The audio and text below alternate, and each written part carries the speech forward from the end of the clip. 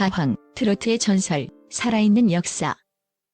대한민국 가요계의 절대자를 소식하는 말은 많지만 그 어떤 화려한 단어도 나훈아라는 이름 세 글자가 가진 무게와 존재감을 온전히 담아내기엔 부족하다. 격동의 시대를 관통하며 반세기가 넘는 시간 동안 국민의 희로애락을 노래한 그는 단순한 가수를 넘어 시대의 정신을 대변하는 아이콘으로 자리매김했다. 그런 그가 최근 상상을 초월하는 재산과 수입 규모가 공개되며 다시 한번 대중의 폭발적인 이목을 집중시키고 있다. 한 명의 인간을 넘어 하나의 거대한 문화 현상이 된 나훈아. 그의 제국은 과연 얼마나 거대하며 어떻게 만들어졌을까? 나훈아의 이름 앞에는 언제나 완판 신화라는 말이 그림자처럼 따라붙는다. 그의 콘서트 티켓 예매가 시작되는 날이면 대한민국 전역의 인터넷 서버는 사실상 마비 상태에 빠지고 예매 사이트 대기열은 수십만 명을 넘어서며 하나의 거대한 벽을 이룬다. 이는 단순한 티켓팅을 넘어선 하나의 전쟁, 피켓팅이라 불리는 국민적 이벤트다.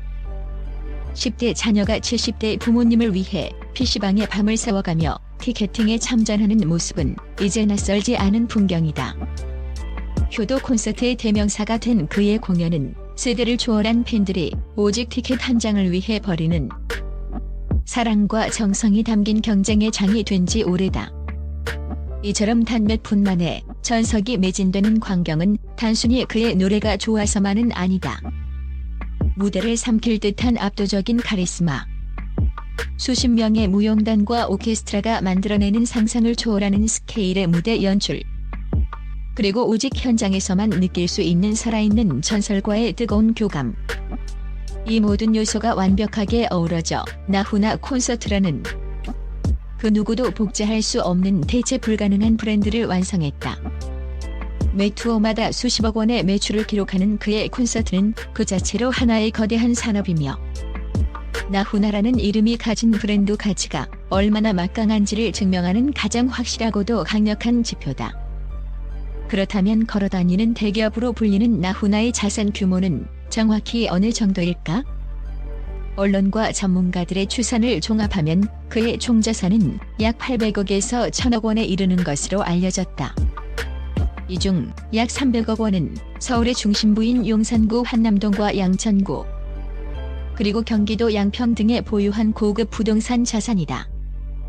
또한 무시로, 잡초, 사랑 등 셀 수 없이 많은 프로의 히트곡에서 지금 이 순간에도 발생하는 저작권료 수입은 그야말로 마르지 않는 샘과 같다. 노래방, 방송, 스트리밍 등 다양한 경로를 통해 쌓이는 저작권료는 그의 안정적인 자산의 큰 축을 담당한다. 특히 놀라운 것은 그의 단기 수입이다. 각종 지역 축제와 기업 행사가 몰리는 9월 한 달 동안 그가 벌어들일 것으로 예상되는 출연료 수입만 최소 25억에서 30억 원에 달한다.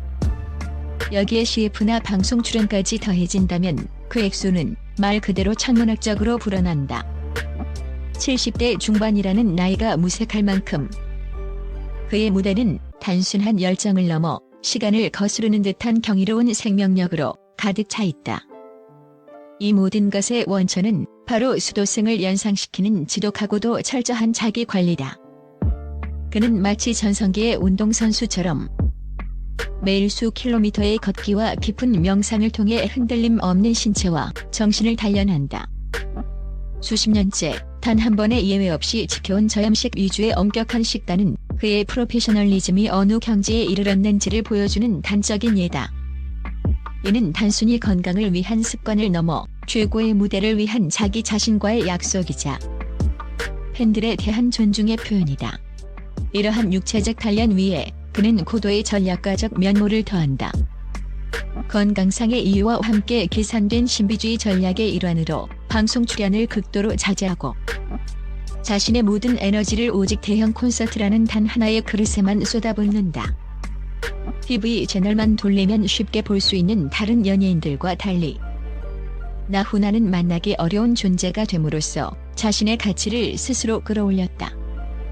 그의 무대는 단순한 공연이 아닌 일생에 한 번은 경험해야 할 사건으로 격상되었고 이는 나훈아 콘서트의 희소가치와 브랜드 파워를 그 누구도 넘볼 수 없는 경지로 올려놓았다. 결과적으로 철저한 자기관리로 완성된 최상의 컨디션은 압도적인 무대 장악력으로 이어지고, 계산된 희소 전략은 그 무대에 대한 대중의 갈망을 폭발시킨다. 팬들은 TV에서 결코 볼 수 없는 진짜 나훈아를 보기 위해 기꺼이 시간과 돈을 투자하며, 이는 다시 그의 티켓 파워를 공고히 하고 가왕의 전설을 더욱 견고하게 만드는 완벽한 선순환 구조를 완성한다. 이처럼 엄청난 부와 범접할 수 없는 명성을 쌓았음에도 불구하고 무대 밖 나훈아는 대중 앞에 거의 모습을 드러내지 않는 겸손하고 소박한 삶을 사는 것으로 알려져 있다. 어쩌면 그에게 진정한 재산은 은행에 쌓인 돈의 액수가 아닌 수십 년간 대중과 함께 울고 웃으며 그의 목소리로 쌓아올린 음악 그 자체일 것이다. 그의 노래는 결혼식과 장례식, 기쁜 날과 슬픈 날, 우리네 삶의 가장 중요한 순간마다 함께하며 시대를 기록한 살아있는 문화유산이 되었다. 여러 세대에 걸쳐 한국인의 삶과 정서를 가장 깊숙이 파고든 그의 음악은 돈으로 환산할 수 없는 가치를 지닌다. 나훈아는 단순히 재산이 많은 부자 가수가 아닌 시대의 정신을 노래하고 다음 세대의 위대한 유산을 남긴 진정한 국민 가수이자 가왕으로 영원히 기억될 것이다. 가왕 나훈아가 58년 가요 인생을 마무리하고 은퇴했다. 한국 전통 가요를 상징하는 가요계의 살아있는 전설이었다. 한국전쟁 이후 팝음악 스타일이 일세를 풍미했다. 1960년대에 가수 이미자가 트로트를 부흥시켰고, 1960년대 말부터 1970년대에 이르기까지 가수 남진, 나훈아가 라이벌 구도를 형성하며 트로트 전성기를 이끌었다.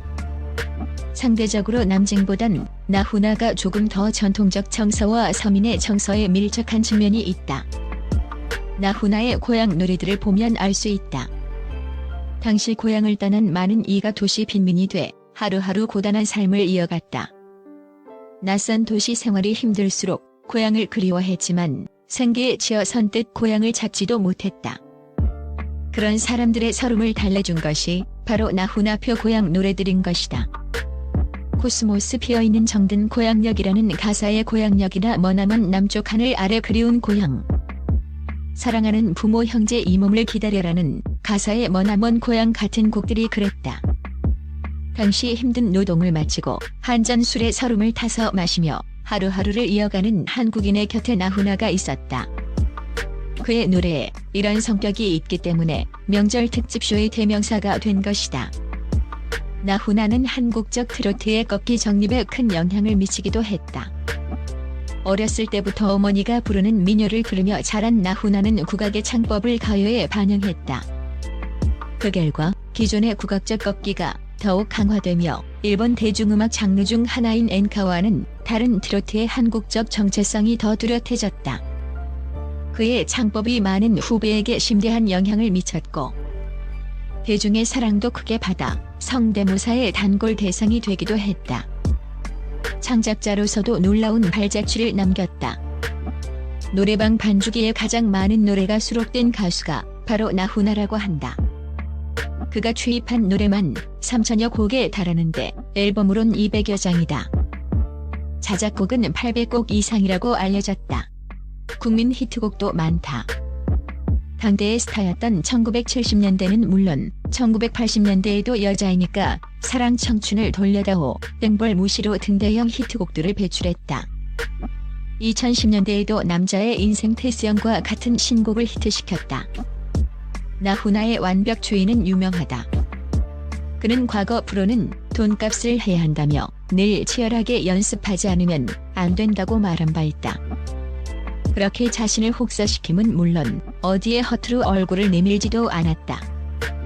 언제나 창작과 공연에 천착했다. 그 오랜 세월 자기 자신을 유배 보낸 것과 같은 인생을 살아온 것이다. 별은 별이어야 합니다. 별은 구름이 조금만 끼어도 안 보여야 합니다. 아무 데서나 볼 수 있는 별은 별이 아닙니다. 별은 하늘에서 반짝반짝 스스로 빛나야 합니다라는 말도 유명하다.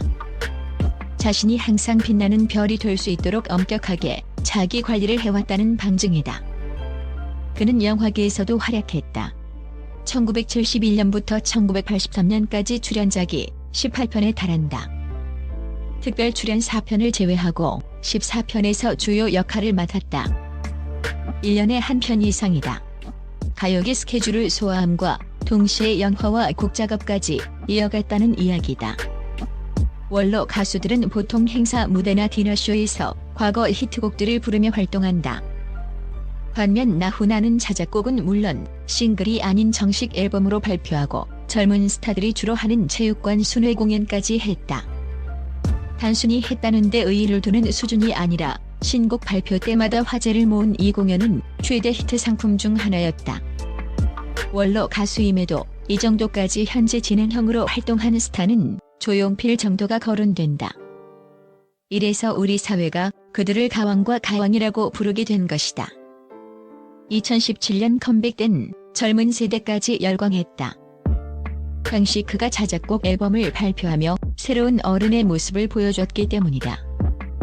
과거의 공작과 기득권을 내세우며 군림하는 게 아니라 현업의 일선에서 끊임없이 일신하며 모범을 보이는 어른이었다. 그해의 남자의 인생이 히트했고 2020년 젊은이들 사이에선 태수형 열풍이 일어났다.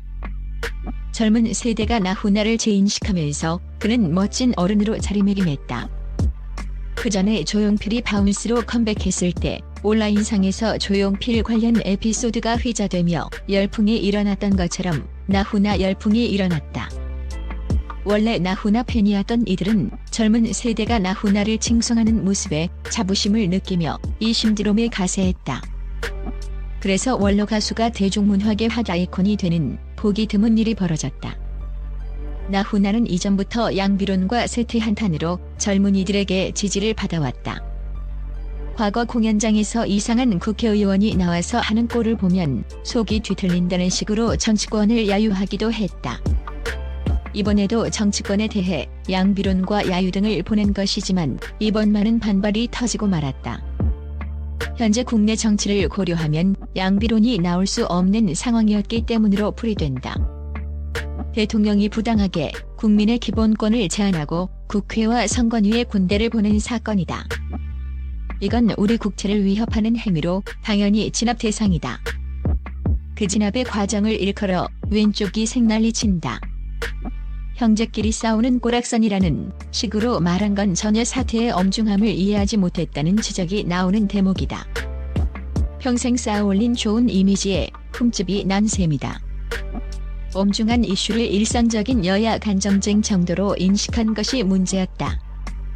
이 사건에 대한 평가는 엇갈릴 수 있겠으나 그래도 반세기 이상 한국 전통 가요의 중심으로 국민을 위로해준 한 시대의 국민 가수였다는 사실은 변하지 않을 것이다.